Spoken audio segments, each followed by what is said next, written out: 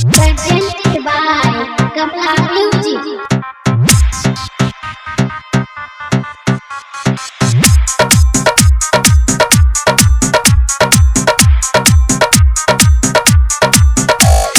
DJ Kunraj Sidhi मधु तीर साकर जैसन काम कैले सिलपी पूरा भोजपुरी बदनाम कैले सिलपी रात भर ऐसन काम तू त कैले अपने ही इज्जत लीलाम तू त कैले हेती चुकी बाची फान गईले गाछी हाँ सुनो ये सिलपी भोजपुरी देलू नासी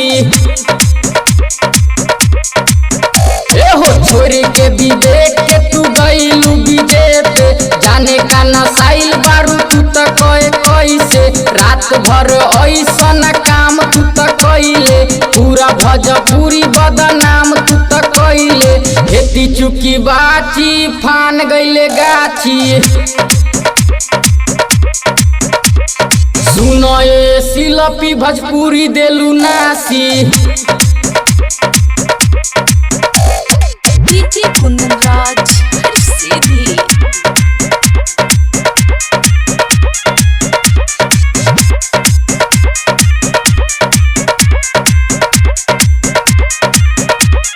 करी का शिकायत हम करी हो बराई सिंगर शिल्पिया चाभेली मलाई माजा मरबा बतारी ऊपर में चढ़ मधु तीर साकर से हो गईल बड़ हेती चुकी बाची फान गईले गाछी एहो सुनो ये सिलपी भोजपुरी देलू नासी एहो छोरी के विवेक के तू गईलू बीजेपे जाने का गथाइल बारू तू त कहे कैसे रात भर ऐसन काम के त कैले पूरा भोजपुरी बदनाम के त कैले हेती चुकी बाची फान गईले गाछी सुनो ये सिलपी भोजपुरी देलू नासी DJ Kunraj Sidhi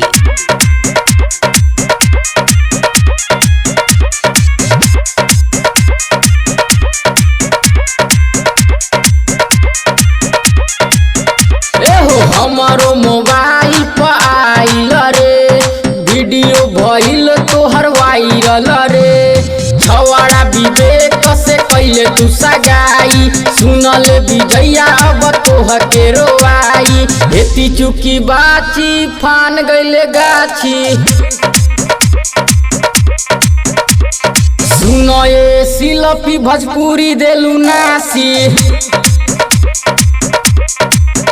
हाँ छोरी के विवेक के तू गईले बीजेपे जाने का गथाइल बारे ते त कई कैसे रात भर ऐसन काम ते त कैले पूरा भोजपुरी बदनाम ते त कैले हेती चुकी बाची फान गईले गाछी सुनो ये सिलपी भोजपुरी देलू नासी DJ Kunraj Sidhi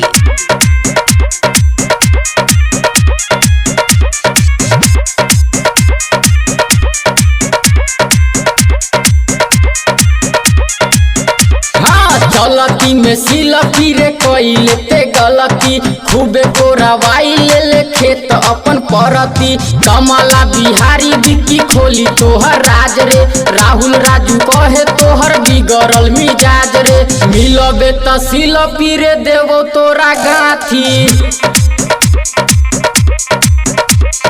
सुनो ये सिलपी भोजपुरी देलू नासी